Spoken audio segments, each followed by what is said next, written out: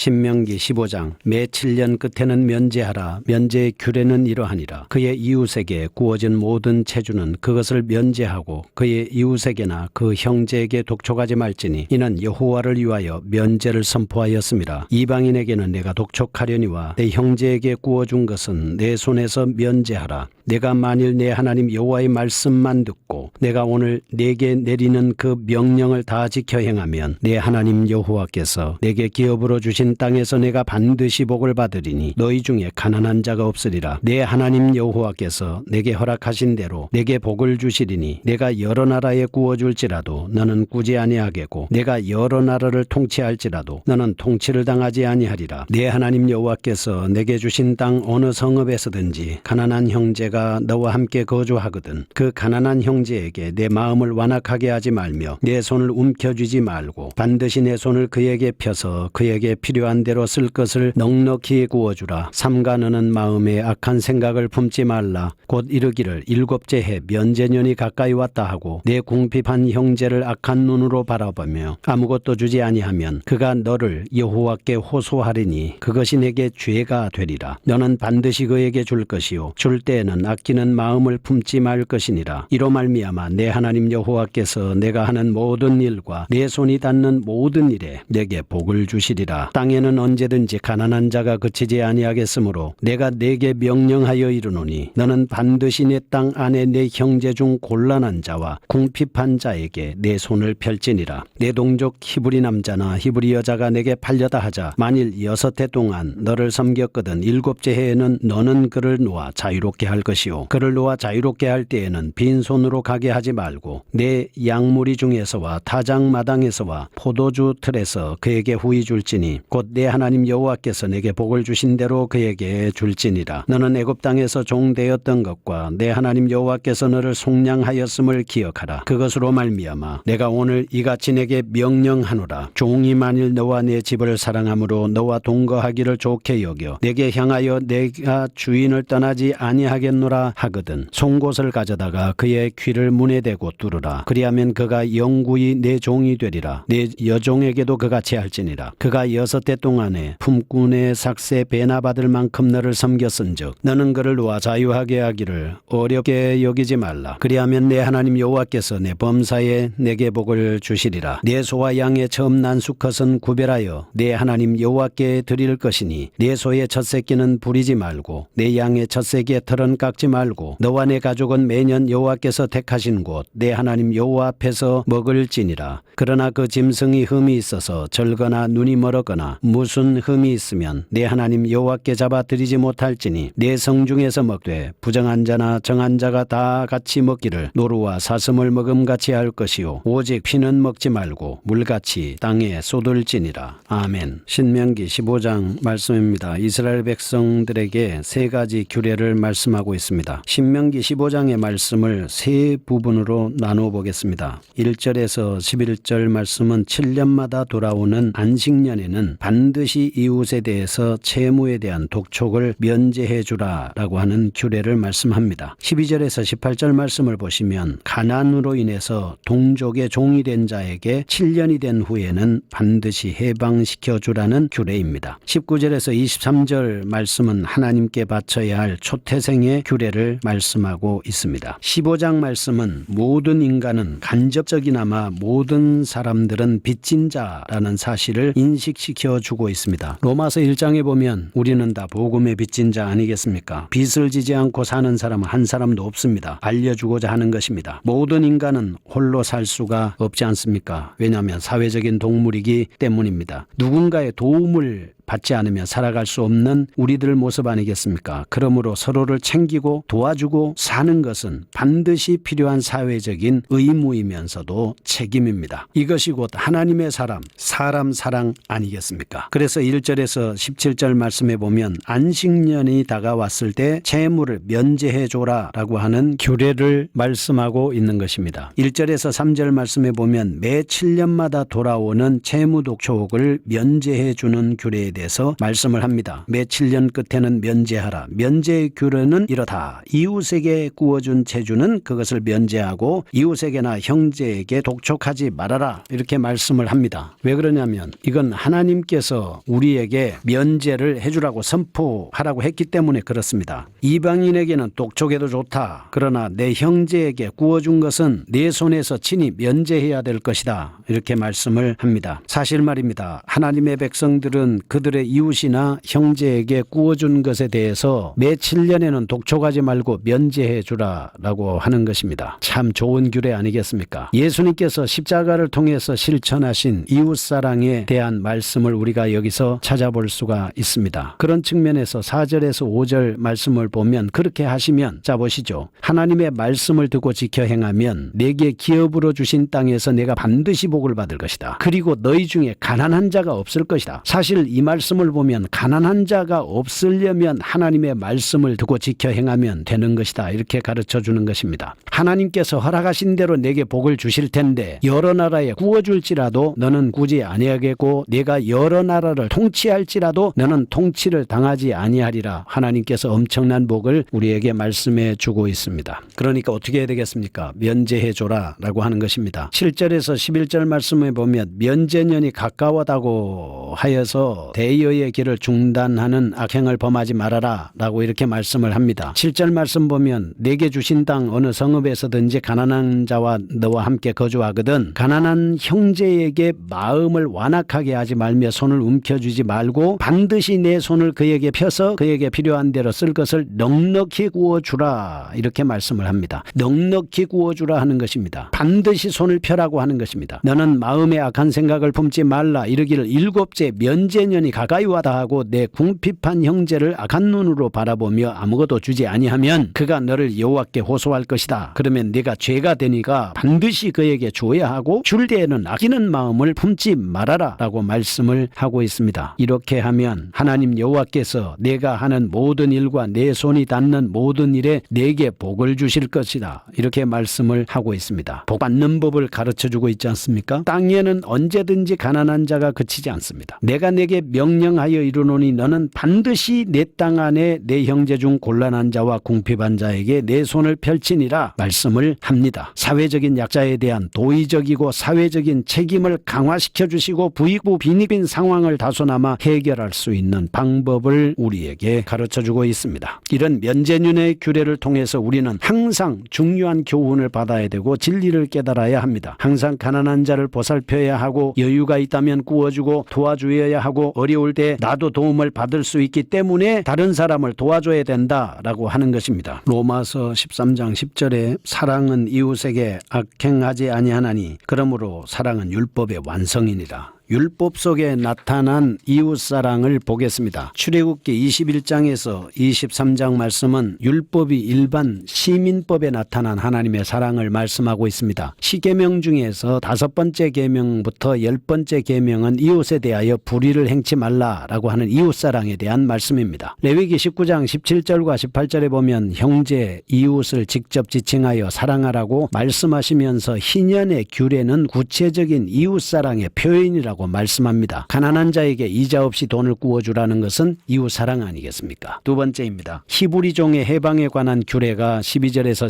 18절 말씀에 나옵니다. 이것은 출애굽기 21장 2절에서 6절까지 이미 언급한 바 있는 히브리 종의 해방에 관한 규례입니다. 그런데 특별히 출애굽기에서는 볼 수 없는 특별한 규례가 눈에 띄고 있습니다. 해방된 종이 자립할 수 있도록 방편을 마련해 주어서 내보내라 라고 하는 것이 13절과 14절에 말씀하고 있습니다. 12절부터 한번 보죠. 내 종족 히브리 남자나 히브리 여자가 내게 팔렸다 하자. 만일 6해 동안 너를 섬겼거든 7째에 너는 그를 놓아 자유롭게 해주어야 된다. 자유롭게 할 때는 빈손으로 가게 하지 말아라 하는 것이죠. 양무리 중에서와 타작마당에서와 포도주 틀에서 그에게 후히 주어라. 왜냐하면 내 하나님 여호와께서 내게 복을 주신 대로 그에게 줄지니라. 너도 복 받았지 않았느냐. 그러니까 너도 복을 받았으니까 복을 나눠주라고 하는 것입니다. 16절에서 18절에 보면 자유하기를 원치 않는 자에 대해서 결코 강제로 내보내지 말고 정당한 절차를 거쳐서 의사를 수렴하라라고 말씀을 하고 있습니다. 종일 만일 너와 내 집을 사랑함으로 너와 동거하기를 좋게 여겨 내게 향하여 내가 주인을 떠나지 않겠습니다 라고 하며 송곳을 가져다가 귀를 문에 대고 뚫으라 하는 것이죠. 그러면 영구한 내 종이 되리라. 네 여종에게도 그같이 할지니라 말씀합니다. 6해 동안의 품꾼의 삭세 배나 받을 만큼 너를 섬겼기 때문에 너는 그를 놓아서 자유하게 하기를 어렵게 여기지 마라. 그러면서 내 하나님 여호와께서 내게 범사에 복을 주시리라 이렇게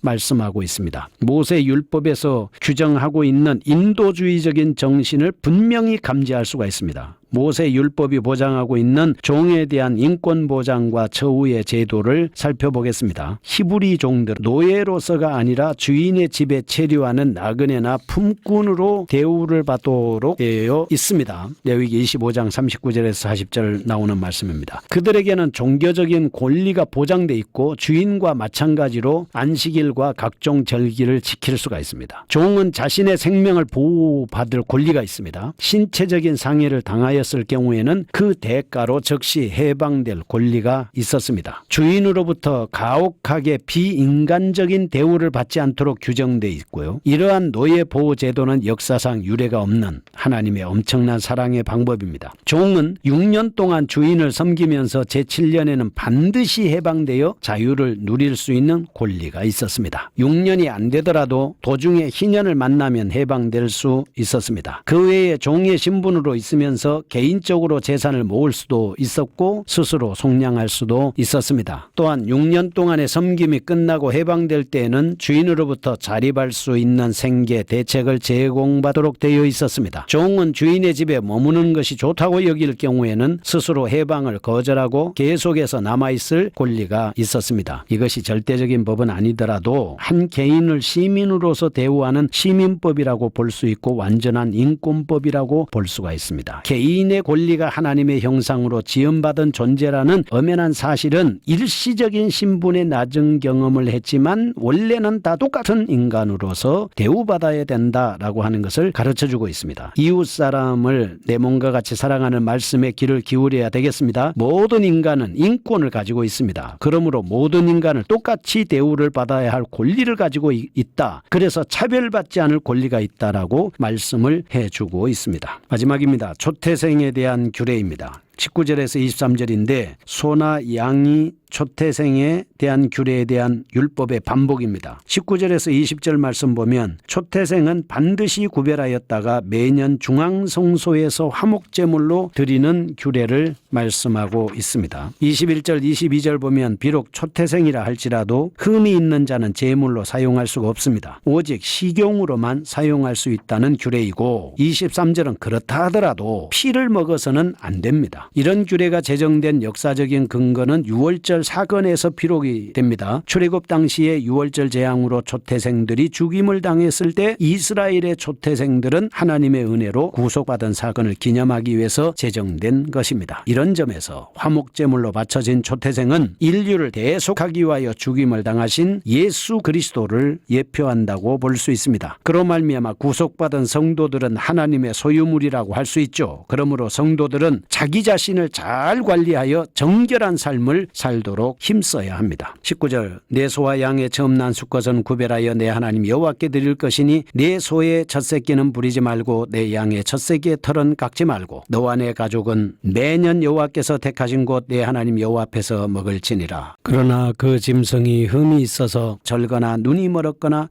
무슨 흠이 있으면 내 하나님 여호와께 잡아 드리지 못할지니 내 성중에서 먹되 부정한 자나 정한 자가 다 같이 먹기를 노루와 사슴을 먹은 같이 할 것이요 오직 피는 먹지 말고 물같이 땅에 쏟을지니라. 하나님의 말씀에 따라서 그 말씀을 순종하면 오늘 하나님께서는 우리에게 가난한 자가 없게 하고 복을 주시겠다고 말씀해 주셨습니다. 거룩하신 하나님 아버지 감사합니다. 주의 말씀을 따라 사는 그래서 30배, 60배, 100배의 결실을 맺는 그리스도인들이 되게 하여 주옵소서. 예수 그리스도의 이름으로 기도합니다. 아멘.